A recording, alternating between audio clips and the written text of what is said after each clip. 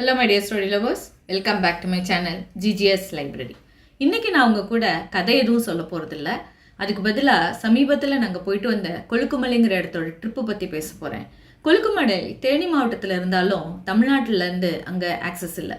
கேரளாவில் உள்ள சூரியநெல்லிங்கிற இடத்துல நம்மளோட வெஹிக்கிளை பார்க் பண்ணிவிட்டு அங்கேருந்து 12 கிலோமீட்டர்ஸ் ஆஃப் ரோடில் 2 hours ஜீப்பில் ட்ராவல் பண்ணணும். ஜீப்பில் போகிற பயணம் எப்படி இருக்குன்னு இந்த வீடியோ ஆடுற ஆட்டமே உங்களுக்கு காமிச்சு கொடுக்கும். இந்த ஆட்டத்தை பார்க்கும்போது தான் எனக்கு தோணுச்சு, இந்த இடத்துக்கு கொழுக்குமலைன்னு பேர் வச்சதுக்கு பதிலாக குளுக்குமலைன்னு பேர் வச்சிருக்கலான்னு. ஆனால் இதெல்லாம் தாண்டி நம்ம மேலே வந்து சேரும்போது நமக்கு இது எதுவுமே மனசில் நிற்காது. அந்த இடத்தோட குளுமையும் அந்த இடத்தோட பசுமையும் அந்த வண்ணமயமான பூக்களும் நம்மளோட மனசுக்கும் உடம்புக்கும் கண்ணுக்கும் ரொம்ப இதமாக இருக்கும். இந்த மேகங்கள் எல்லாம் இவ்வளோ தாழ பறந்து போகிறது நவந்து போகிறது மலையை தொட்டு போகுதா இல்லை நம்ம தலையை தொட்டு போகுதாங்கிற சந்தேகம் வர்ற அளவுக்கு நம்மளை சூழ்ந்து நிற்குது இந்த மேகங்கள். கொஞ்ச நேரம் அந்த வியூ பாயிண்ட்ல இருந்து அத்தனையும் ரசிச்சுட்டு எங்களோட ரிசார்ட்டுக்கு வந்து ரெஸ்ட் பண்ணி கொஞ்சம் ரிஃப்ரெஷ் ஆகிட்டு ஈவினிங் போல் எங்கள் கைடு எங்களை பேந்தர் ராக் அப்படிங்கிற இடத்துக்கு சன்செட் பார்க்கறதுக்காக கூட்டிகிட்டு போனார். போகிற வழியில் இந்த மலை தெரியுது பார்த்தீங்களா, இதோட பீக்கில் தான் நாளைக்கு காலையில் நாங்கள் சன்ரைஸ் பார்க்க போகிறோம். ஆனால் எங்களோட பேடில் இந்த மிஸ்ட்டு பாருங்கள் எவ்வளோ மோசமாக இருக்குன்னு. எங்களுக்கு அன்றைக்கி சன்செட் கிடைக்கலங்க. ஆனால் நாங்கள் போன அந்த இடமும் கொஞ்சம் அட்வென்ச்சரஸ் ட்ரெக்கிங் தான். இந்த இடம் தமிழ்நாடுக்கும் கேரளாவுக்கும் நடுவில் இருக்குது. இந்த பேந்தர் ராக் ஒரு பக்கம் தமிழ்நாடு, ஒரு பக்கம் கேரளா. பேந்தர் ராக் தெரியுதா? நிறைய ஃபோட்டோஸ் எடுத்தோம். திரும்ப ரூமுக்கு வந்து ரெஸ்ட் பண்ணி நல்லா தூங்கி எழுந்து காலையில் மலை அடிவாரம் வரைக்கும் ஜீப்பில் போயிட்டு அந்த செங்குத்தான மலையில் ஏறி மேலே வந்தப்போ என் முகத்தில் தெரிகிற சந்தோஷமே சொல்லும் எனக்கு எவ்வளோ பெருமையாக எவ்வளோ சந்தோஷமாக இருந்ததுன்னு. அந்த இடத்துலேருந்து பார்க்கும்போது மேகங்கள் எல்லாம் நமக்கு கீழே இருக்க மாதிரி ஒரு தோற்றம் வரும். சன் வர்றதுக்காக கொஞ்சம் நேரம் வெயிட் பண்ணிட்டு இருந்தோம். அந்த இடத்துல எங்கள் ஃபேமிலியை தவிர எங்கள் கூட வந்த கைடு மட்டும்தான். ஸோ அன்னைக்கு அந்த போஸ் பீக்குங்கிற இடத்துல sunrise exclusively for our family. Wait பண்ணிகிட்டே இருக்கிறோம். சன் கொஞ்சம் கொஞ்சமாக மெதுவாக வர ஆரம்பித்தார். முழுசாக அந்த மேக கூட்டங்கள்லேருந்து வெளியில் வந்தார். ஒரு பெரிய நெருப்பு பந்தா முழுசாக அவரை தரிசனம் பண்ணிட்டு அவ்வளோ பெரிய மணியை அத்தனை உயரத்தில் 8200 அடிங்க, அவ்வளோ உயரத்துக்கு தனியாக நடக்கவே கஷ்டப்பட்ட உயரத்துக்கு தூக்கிட்டு வந்து கட்டியிருந்தாங்க.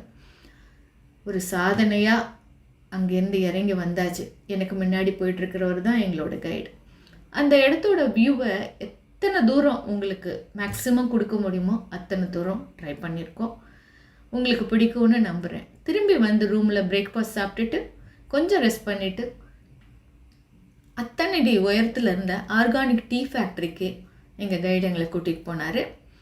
போகிற வழியெல்லாம் எங்கள் கூடயே நான் வந்த மிஸ்டும் அதை தொடர்ந்து அடர்த்தியான தேயிலை தோட்டங்களும் நடுவில் ஓடின சின்ன ஓடைகளுமா ரொம்ப அழகாக இருந்தது. இதுதாங்க அந்த டீ ஃபேக்ட்ரி. ரொம்பவே ஆர்கானிக்காக பண்ணுறாங்க இங்கே. இந்த tea factory world highest tea factory. ஆர்கானிக்காக ஒரு விஷயத்தையும் பண்ணுறாங்க. இந்த மெத்தடு கூட அந்த காலத்து மெத்தடு தான், எதுவுமே அவங்க மாற்றலை. ஓகேங்களா? முதல்ல நீங்கள் பார்த்தது ட்ரையர்ஸ், இதெல்லாம் ப்ளோவர்ஸ். அதுக்கப்புறம் அங்கே எங்களுக்கு அந்த ஆர்கானிக்காக பண்ண டீ தூளை வச்சு ஒரு அருமையான லெமன் டீ போட்டு கொடுத்தாங்க. அதை குடிச்சிட்டு திரும்ப எங்கள் ரூமுக்கு வந்து ரெஸ்ட் பண்ணிவிட்டு மதியம் அவங்க சமைச்சு கொடுத்த அருமையான லஞ்சை சாப்பிட்டுட்டு மனசே இல்லாமல் கொழுக்குமலையிலேருந்து கிளம்பினோங்க. திரும்பவும் 12 கிலோமீட்டர்ஸ் அதே மாதிரி இறக்கத்தில் ஜீப் ரைட். அங்கேருந்து சூரியநெல்லியில் எங்கள் காரை எடுத்துகிட்டு மூணார் பயணம். இப்போ நீங்கள் பார்க்குறதெல்லாம் மூணாரோட வியூ பாயிண்ட். அங்கே ரூமுக்கு போய் ரெஸ்ட் பண்ணிவிட்டு ஈவினிங் அங்கே இருக்க பொட்டானிக்கல் கார்டன் போனோம்.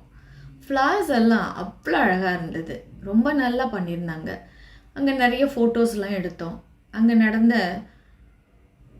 லைட் மியூசிக்கையும் பார்த்தோம்.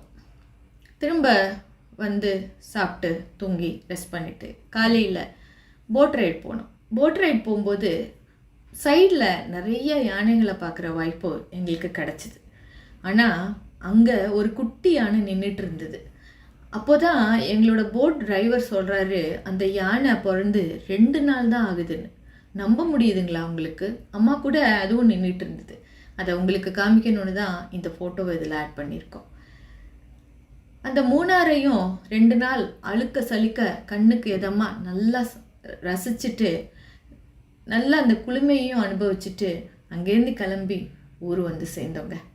அடுத்த நாள் காலையில் என்னடா அது திரும்ப எங்கேயோ போயிட்டாளா, சன்ரைஸ் காமிக்கிறாளேன்னு நினைக்காதீங்க. இது என் வீட்டு மொட்டை மாடியில் எனக்கு செலவே இல்லாமல் சிரமமே இல்லாமல் கிடைச்ச ஒரு சூரியோதயம். அப்போ தான் எனக்கு தோணுச்சு, நம்மளை சுற்றி எத்தனை அழகான விஷயங்கள் ரொம்ப எளிதாக கிடைக்குது.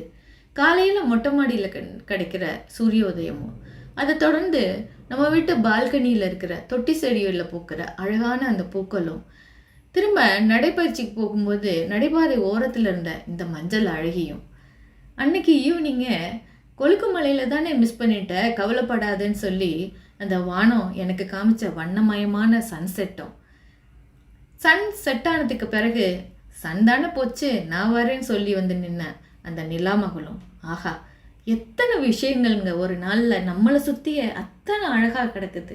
ஆனால் நம்மள எத்தனை பேர் இந்த அழகில் ஏதாவது ஒன்று நின்று ரசித்து பார்த்துருக்கோம்?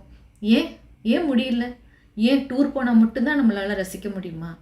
ஆமாம், ஏன் அங்கே தான் கமிட்மெண்ட் இல்லாத கேர்ஃப்ரீயான வாழ்க்கை, அவ்வளவுதான். இங்கே ஏகப்பட்ட கமிட்மெண்ட்ஸ், காலில் சக்கரத்தை கட்டிக்கிட்டு ஓடிக்கிட்டே இருக்கோம்.